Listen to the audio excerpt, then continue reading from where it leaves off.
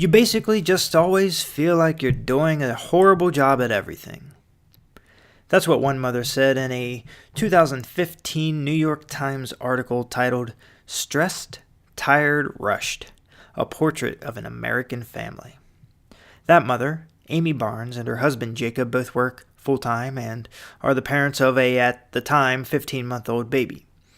The article goes on to say that family structure in general has changed over the previous few decades.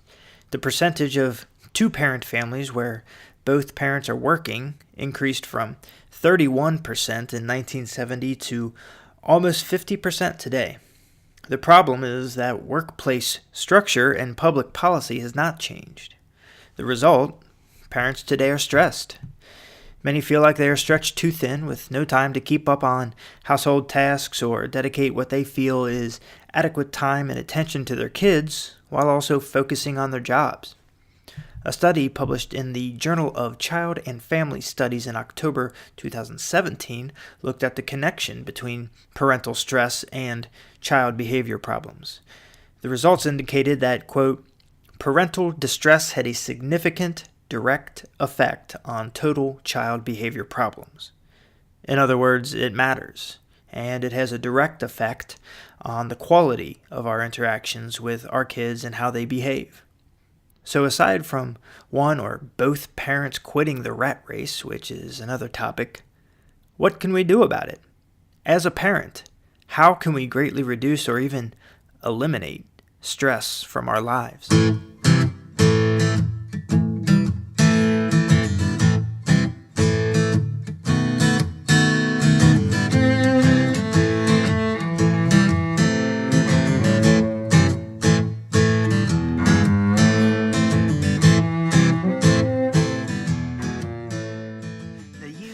What are the causes of stress in our lives? Some philosophers would argue that we are responsible for our own stress. All of it. That's not to say that we cause the decline of the industries we work in and the resulting downsizing of our jobs, or the ills of friends and loved ones, or the fact that the school bus arrived 10 minutes early today. We are not the cause of all the challenges in our lives, necessarily. But we are responsible for the way we react to them. To put it simply, our lack of preparation for life's challenges leads to an inability to cope with those situations. Boom, we feel stressed. But from another perspective, that's not really our own fault. We are, in fact, wired to react this way. The problem is that our physiology has not adapted to our modern environment. Today, our bodies recognize things like public speaking, school and work deadlines, and long to-do lists as threats. And just like they are supposed to, our bodies send signals to our brains telling them that a threat is present. Our brains then release hormones and chemicals like adrenaline, cortisol, norepinephrine to make the body ready to fight the threat or flee from it, known as fight or flight. A third mode that the body may enact as a defense is the freeze mode. In addition to literally not moving, we may see the freeze mode materialize as changes to how we breathe in stressful situations, such as adopting a more shallow breathing pattern or holding our breath altogether. Stress, then, was developed by our bodies to help us survive. But when it is triggered in everyday, non-life-threatening situations, it is often more harmful than helpful. Anxiety can be thought of as an effect of stress, or even a sort of chronic stress, but the American Psychological Association defines it more specifically as an emotion characterized by feelings of tension, worried thoughts, and physical changes like increased blood pressure. And goes on to say people with anxiety disorders usually have recurring intrusive thoughts or concerns. They may avoid certain situations out of worry. They may also have physical symptoms such as sweating, trembling, dizziness, or a rapid heartbeat. So if you find yourself constantly stressed for a long period of time or suffering chronic stress, you are more likely to develop an anxiety disorder. Young people in particular quote, who are exposed to chronic stress early in life are prone to mental problems, such as anxiety and mood disorders later in life, as well as learning difficulties. This is according to an article on Psychology Today. So now that we have unraveled the idea of stress and how it relates to our lives as parents, let's string together some of the information we've touched upon so far. We know parents are working more, particularly both parents are working in more families, and this often results in them being stretched too thin, and this is causing them stress.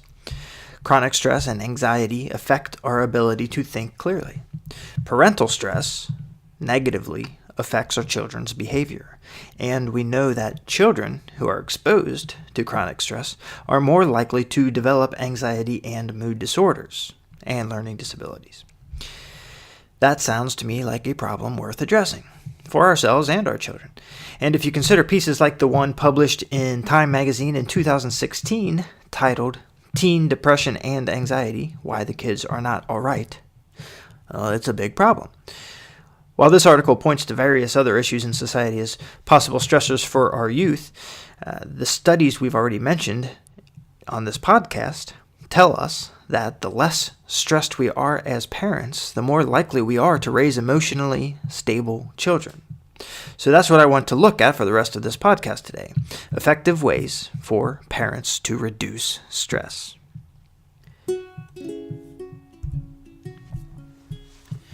In every stressful situation, we have a choice. We can react or we can respond.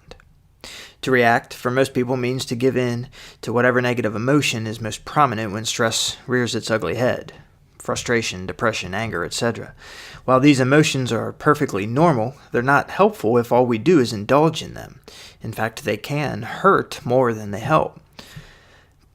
But to respond to a stressful situation means we take an extra moment to first notice our emotions and consider the implications before we react to the stress.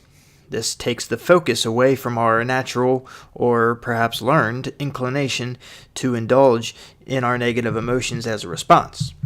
This way we are more capable to think clearly about the problem, its cause, possible solutions, and how to prevent it from happening again in the future.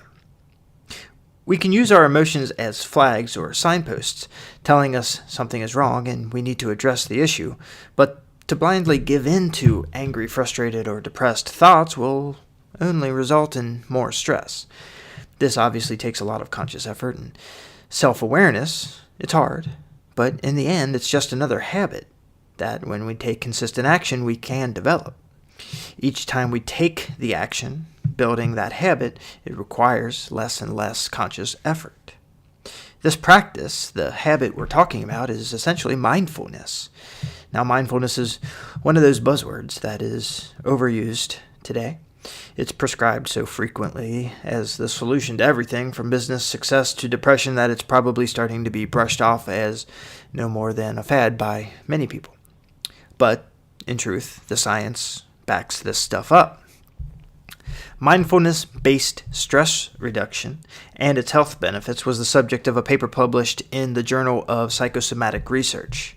This study, a meta-analysis of 20 different reports, looked at the effectiveness of mindfulness-based stress reduction on patients dealing with various chronic ailments such as fibromyalgia, cancer, anxiety disorders, and depression, as well as generally healthy individuals that just hoped to improve their abilities to cope with the normal but often significant stresses of daily life, as they put it. Their findings were that mindfulness-based stress reduction is indeed effective. They said, quote, in fact, the consistent and relatively strong level of effect sizes across very different types of sample indicates that mindfulness training might enhance general features of coping with distress and disability in everyday life, as well as under more extraordinary conditions of serious disorder or stress. So, mindfulness meditation, whether through yoga, sitting meditation, or contemplative practice applied to situations in everyday life, is an effective way to reduce stress in your life. Consistency is going to be key with the mindfulness practice, so starting small just to develop the habit will probably be more effective in the long term, rather than trying to go big and go from never meditating to meditating for an hour a day. It's pretty easy to get started developing a mindfulness practice using apps like Headspace and Calm. You can get started with as little as a few minutes a day, and each one can be used for free, with the option to pay for more options and features later if you decide you like the results. Another technique for dealing with stress is a preventative technique called negative visualization. This is a technique that was practiced by Stoic philosophers such as Epictetus, Seneca, and Marcus Aurelius. Here's how it works. Say, for instance, a loved one is terminally ill. You may not know when, but you know they are going to die soon. In this situation, you are forced to anticipate their death, which in turn forces you unknowingly into using this idea of negative visualization. Have you ever been at a funeral and heard someone speak with surprising emotional stability about a parent or a grandparent's death? You may come to find out that they were sick for a long time before dying. Thus, their loved one knew that the death was in the near future, so they had time to prepare for it. They probably made good use of the time they had left with them. They were able to part ways with their loved ones without unmanageable grief because they were emotionally prepared to deal with their death. This is how negative visualization works. It softens the blow of losing something to which we are attached. Now bear with me, but it's about to get even darker. But we can use this same approach for all of our loved ones, even the perfectly healthy ones. Consider the way William Irvine puts it in his book, A Guide to the Good Life, The Ancient Art of Stoic Joy. He says, quote, "To see how imagining the death of a child can make us appreciate her, consider two fathers. The first takes this advice to heart and periodically reflects on his child's mortality. The second refuses to entertain such gloomy thoughts. He instead assumes that his child will outlive him, and that she will always be around for him to enjoy. The first father will almost certainly be more attentive and loving than the second. When he sees his daughter first thing in the morning, he will be glad that she is still a part of his life, and during the day he will take full advantage of opportunities to interact with her. The second father, in contrast, will be unlikely to experience a rush of delight on encountering his child in the morning. Indeed, he might not even look up from the newspaper to acknowledge her presence in the room." End quote. The Stoics recommend applying this technique to anything to which we feel attached. Take time regularly to consider losing things, such as your car, your house, your job.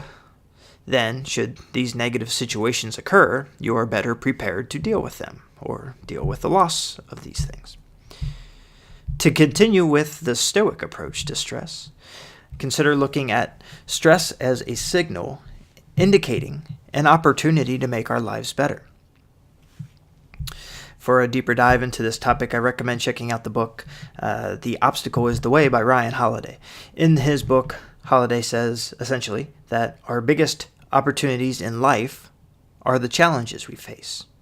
You just have to approach the challenge as such, as an opportunity. Another way to say this is we have to change our mindset.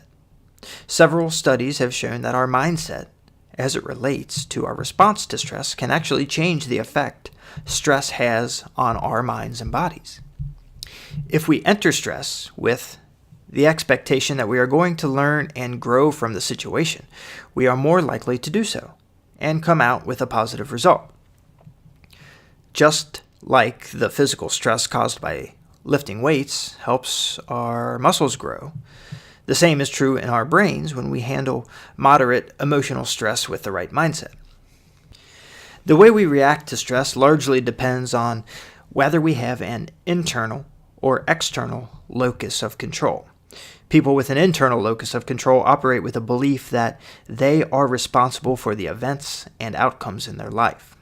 Someone with an external locus of control believes that outside forces, such as fate, God or your job or other people are to blame for everything. Without an internal locus of control, it may be more difficult to develop a positive mindset about stress, but that doesn't necessarily mean that an external locus of control is bad. Some studies have shown that people with an external locus of control can also lead happy, relaxed lives. But it may be helpful to take a few minutes to reflect about our lives from time to time and consider whether our mindset is helping or hurting us. The fact is that locus of control, internal or external, is something we learned, which means we can change it. There's no doubt that we should take steps to avoid unnecessary stress, like laying out work clothes and packing lunch the night before we have to wake up early. But ultimately, the occurrence of stress is inevitable. It's the way we respond to it that is in our control. We can practice negative visualization, but even using that technique cannot prepare us for everything. Life is full of surprises. We can react to the stress caused by those surprises and give in to our initial negative emotions, or we can develop a positive mindset, embrace an internal locus of control, and learn to think about our situation unclouded by emotion. That does not mean we should be suppressing emotions.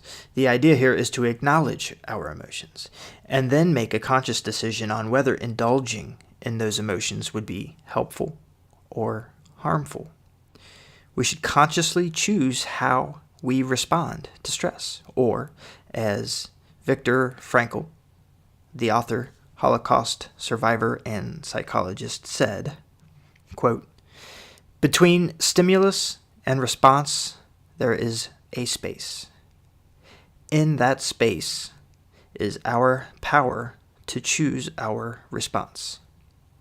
In our response lies our growth and our freedom."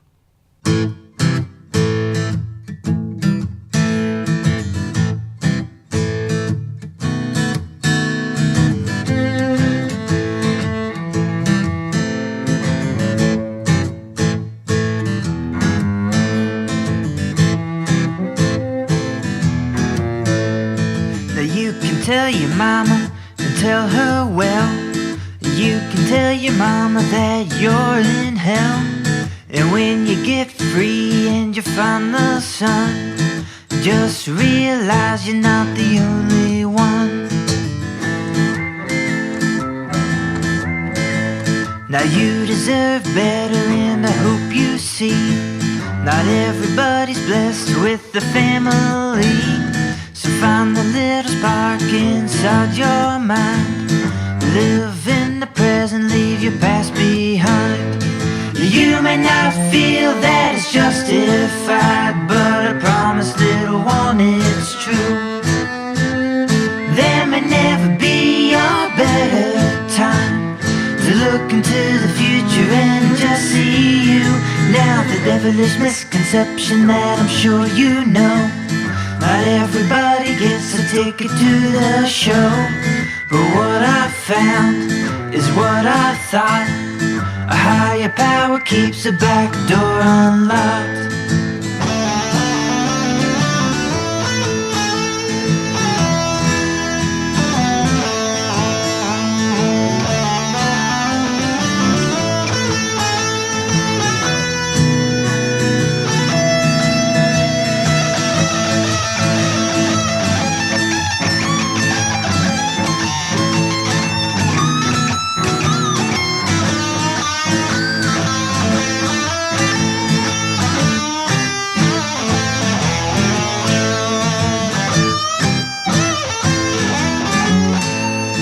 You may not feel that it's justified, but I promise, little one, it's true.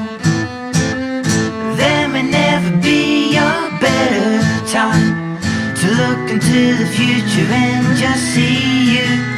Now when you get free and you find the sun, just realize you're not the only one. And you can tell your mama and tell her well. You can tell your mama to go to hell.